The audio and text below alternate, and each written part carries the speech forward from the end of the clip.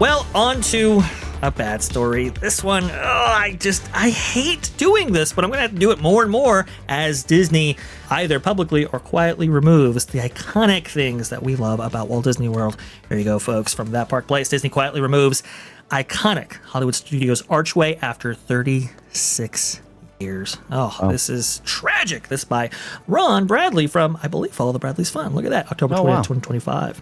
The historic archway leading into the former animation courtyard at Disney's Hollywood Studios was removed overnight between October 17th and 18th, 2025. The arch had stood as a nostalgic gateway for 36 years, debuting with the park on May 1st, 1989. Aerial photographer BioReconstruct posted photos of the demolition on X, writing simply, quote, "The gateway arch in Disney's Hollywood Studios has been demolished." He later followed up with additional images showing the courtyard from above during the teardown process. Right there, you can see just a little bit of that, but I really want to focus on this gateway arch right here. Originally, the archway proudly displayed the name Disney MGM Studios, modeled after the kind of architectural gateway that you'd see at classic Hollywood studio lots in California, and it symbolized a transition from theme park into a real working studio environment.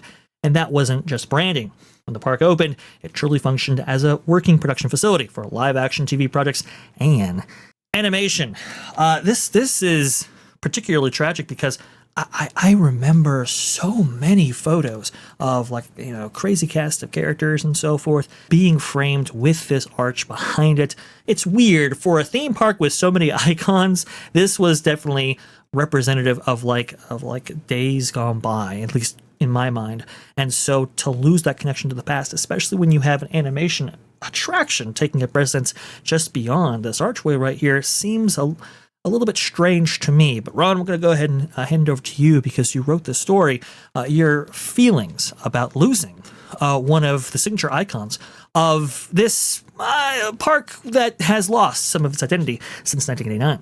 You know, it's funny because it got downgraded and downgraded and downgraded. You can see there's the latest iteration. This was, I videoed this just a few weeks ago, and you can see the construction walls are already up, some of them, and it's just weird. It's no longer there. That picture from the article that you were showing, the last picture where it shows the MGM Studios, that was my own photo that I took in 2006. So clearly, I don't know that I've had an obsession with this, but I was looking and I'm like, I was easily able to find some of my own photos of this archway through the years, because it always drew your eye right towards it, and made you kind of wonder what was that courtyard beyond it, which was, of course, pretty much a disappointment most of the time that Star Wars Launch Bay was there.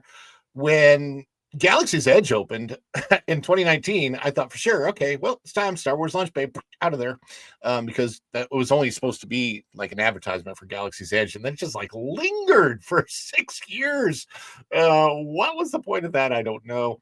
But the magic of Disney animation, I thought, was very clever. There were things that you can do there was kind of a different version of that too at California Adventure, because I remember going into both parks, California Adventure and Hollywood Studios, on different years, where there was a section that you could actually add your voice to Disney animation, so that, like, Yes. do voiceover stuff. There were all kinds of like little places where you can go and play around with things, like you were in Hollywood and making decisions and doing voiceover work, and the different. It was really fun. I loved the studios as a behind the scenes park, as a how movies are made park, and it is really sad to me that they have completely lost their identity. And I know that they started off with somewhat of an identity crisis. Like, nobody ever really knew exactly what to do with this park.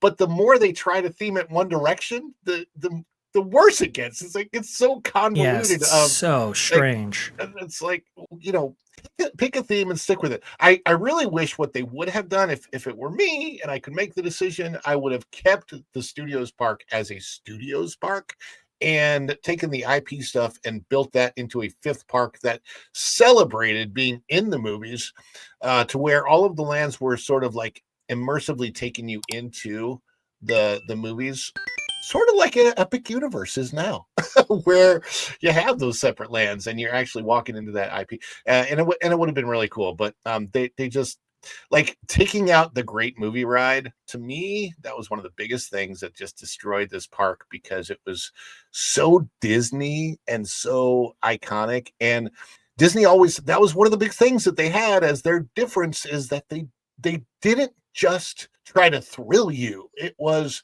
they wanted to give you an experience that you couldn't get anywhere else. And going on that Great Movie Ride, for as dated as it became, they could have just updated it with new movies after the Fox deal. But man, you had the cast member on there. There were interactions. They'd get off. They'd show up at a different place at the Mummy scene or at the Indiana Jones scene. It was, we're never going to get that again unless somebody gets smart enough to go, guys, I think we need to return to the Great Movie Ride. And I don't know that that'll ever happen again. You would think so. Culture has just become the grab bag park. Do you foresee them kind of going with a singular vision for this park beyond the animation attraction that they're building right now and the Monstropolis that they're building, or is it just done? It's just grab bag and that's just what we're going to get? Here's the thing. I think Ron was right. I mean, it's hard to say that, but this park started as an identity crisis in order to be universal to the marketplace. And so the idea that they would actually continuously produce television and film here, television specifically, was always a little far-fetched, because, well, it was they really didn't cast out or collect enough space or utilize their space very well. Then it ran into another problem in that it couldn't provide attractions that would keep all of the guests entertained. This park became very hodgepodge through the years, especially as the rock and roller coaster showed up, and then that was adjacent to the free fall attraction that they put in place. And while they did the best job of that ever, especially with the moving elevators, which is a trip for most people, I mean, those were disjointed, right? The stunt show fit in with a Universal Studios type of a theme. But as you went on, the Star Wars theme was done in a half attempted way. I'm going to use that word instead of the other word that came to mind. So, if you going on Star Tours and there's not even a complete AT-AT that's over your head or complete trees. It was built as a pseudo set that, just always felt incomplete and out of place. And the identity of this park was never firmly established, and anything that was related to the movies, they eventually pulled out. So calling this Hollywood Studios is not only misleading, it's completely inaccurate, because now it's IP Park, as you guys had already suggested. And, they didn't do a very good job of dumping IP in there. Again, this has always been an incomplete vision, and they have made no efforts to complete it, no matter what iteration it was or what year it was or whether or not this gate even mattered. And this is the other park that they've never been able to fully establish what the weenie is. For a while, it was Grumman's Chinese Theater. For a while, it was that stupid hat. And sometimes it's a Christmas tree. Sometimes it was the Earful Tower for a little bit. Yeah, yes. Exactly. And then it became, the free fall ride, Tower so, Tower of Terror. But they've never, if you've ever looked at their materials, what they call throwaway materials, Ducky used to call it throwaway stuff, like their bags and all of that used to get for free. Remember that? Mm-hmm. It's always been a smattering of various icons that was the weenie for the park. The Magic Kingdom gets the castle, Animal Kingdom gets the tree, Epcot gets Spaceship Earth, and this gets 5 things because they don't know, they never had a clear message, clear image, clear understanding. It is very, very strange. I don't know what the mindset or process there was, but I heard it's always been rumored that the Chinese Carpet Theater, there's some rights issues with that when using that as an icon in certain merchandise and products and so forth. So they kind of skewed away from that. And you got Tower of Terror, but it's so far back there in the park. Is that really an icon? This archway has been an icon at some points, like you said, the Earful Tower. So it's like it's really weird how all of this has kind of moved around. I'm surprised Gertie has never been an icon. The ice cream I think I've seen that though, Ron. I think I've seen Gertie represent this park on a number of occasions. That being the big dinosaur out there. Echo Lake. Go ahead, Culture. At one point, I thought, because they started to bring animated characters in here. What's the name of the cow? Oh, Clarabelle or Clarabelle. Yeah, I was thinking it might as well make the weenie Clarabelle at some point. Build a giant Clarabelle. Yeah, exactly. It's very strange, but the archway was a nice bit of nostalgia, I thought, and you could have very easily incorporated this, I would think, into your new animation courtyard signature attraction. But I guess they want to I don't know, simplified design or something like that. I can't quite get into the headspace. But Ron, final thoughts, please, before we wrap this one up. I haven't seen anything in the concept art for basically what they're doing is, I think they're just calling this the Walt Disney Studios, and it's going to kind of mimic Burbank. And they've got a sorcerer's hat that's going to be on the sign for the Magic of Disney Animation, which is so funny that Star Wars Launch Bay just kind of sat there for years not knowing what the heck it was supposed to do, and then finally they decided to remove it, and they literally just went back to what it was going to be before, or what it was before. I mean, Magic of Disney Animation. And even their version of Main Street, right, it was supposed to represent actual locations and structures, walking into the park, and they missed in so many ways. Originally it was fine, but when it moved along later, it was incomplete and not well done. And no, and then it's very eclectic because there are some strange. I always think of this.